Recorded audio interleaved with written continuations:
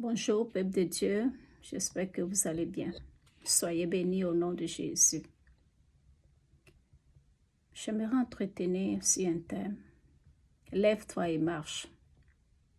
Lève-toi et marche, c'est à propos de l'homme infirme qui était à la porte Bethesda, qui est resté là couché pendant 38 ans. Cet homme est resté couché 38 ans. Étonnant, 38 ans, ce n'est pas 38 jours, ce n'est pas 38 semaines, ce n'est pas 38 mois, ce n'est pas 5 ans, ce n'est pas 10 ans, 20 ans, 38 bonnes années. Ce monsieur a attendu. Il avait la foi. Pour quelqu'un qui a attendu à la même place pendant 38 ans, il attendait. Certainement, des gens sont venus, ils sont partis. Il est resté là longtemps. Mais quand tu regardes, tu dis cet homme, il avait quand même la foi. Il savait ce qu'il voulait. Il était là, à cette porte, à cette piscine, ce lieu appelé Bethesda. Bien-aimé, Bethesda veut dire la porte de la grâce. Il était couché là. Il attendait son miracle. Certains sont venus certainement. Ils sont partis. Comme quoi découragés. Comme nous le faisons maintenant en notre temps. Tu cherches un miracle, tu vas dans une église, ça ne marche pas. Tu te décourages et tu vas dans un autre lieu. Mais la parole de Dieu nous déclare ici en Jean 5, à partir du verset 1 jusqu'à 9, je vais le lire. Après cela, il y eut une fête des Juifs et Jésus monta à Jérusalem. Or, à Jérusalem, près de la porte des brebis, il y avait une piscine qui s'appelait en hébreu Bethesda et qui a 5 portiques.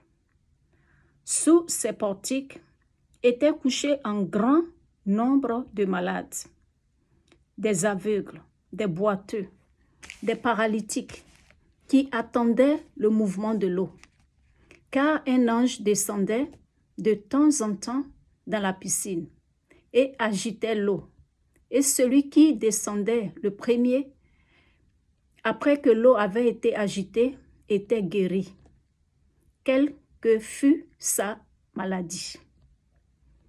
Là se trouvait un homme malade depuis 38 ans. Cet homme est resté là pendant 38 ans.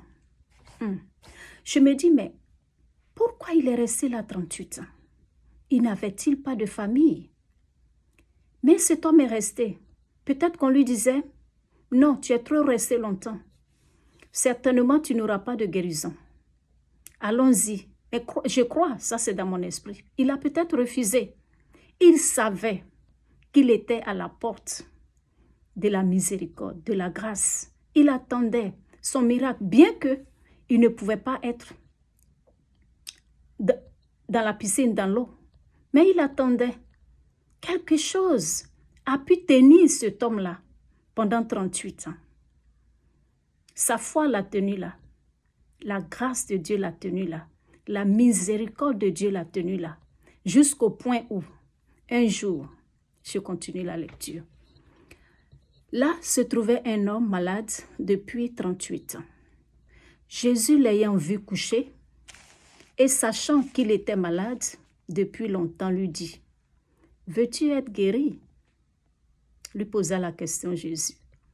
Le malade lui répondit, « Seigneur, je n'ai personne pour me jeter dans la piscine quand l'eau est agitée. Et pendant que j'y vais, un autre descend avant moi. » C'est ce qu'il a dit à Jésus, le pauvre. Mais ces gens qui couraient pour aller se jeter dans l'eau là, ils ne pouvaient pas le traîner avec lui pour le jeter dans la piscine, juste pour qu'il ait la guérison. Cet homme n'a pas en voulu à quelqu'un. Il pouvait même se traîner et tomber dans l'eau. Mais le jour de son jour arriva. Quand Christ, la grâce personnifiée lui-même, est venu et il a posé une seule question à cet homme. Veux-tu être guéri? Il voulait expliquer, se justifier. Christ lui pose la question. Veux-tu être guéri? Je pose la question à quelqu'un aujourd'hui. Veux-tu être guéri? La grâce personnifiée, Christ lui-même, qui est la grâce personnifiée, est là ce matin pour te poser la question. Veux-tu être guéri? Est-ce que toutes ces années, tant attendues, la grâce personnifiée, Christ lui-même, te pose la question. Veux-tu être guéri? Si oui, alors, la Bible dit que Jésus lui dit, lève-toi. Lui dit Jésus, prends ton lit et marche. En ce jour, je te dis, lève-toi et marche. Lève-toi et marche. Quelle que soit la situation, quel que soit le temps que ça a pris, quelle que soit la raison pour laquelle tu es resté cloué depuis longtemps, lève-toi et marche. Lève-toi et marche. Le temps de Dieu est arrivé pour toi de te lever et de marcher. Au nom puissant de Jésus, lève-toi et marche.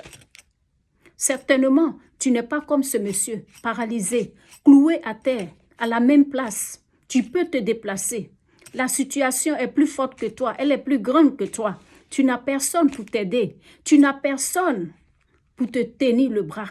Juste pour te dire, ma soeur, oh mon frère, on peut prier, ça va aller, tu n'as personne.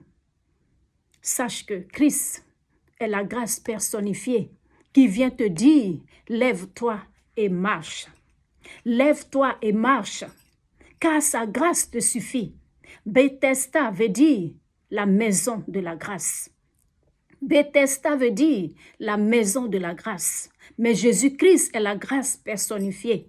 Mon frère, ma soeur, lève-toi et marche. Que cette situation prenne fin dans ta vie aujourd'hui. Lève-toi et marche.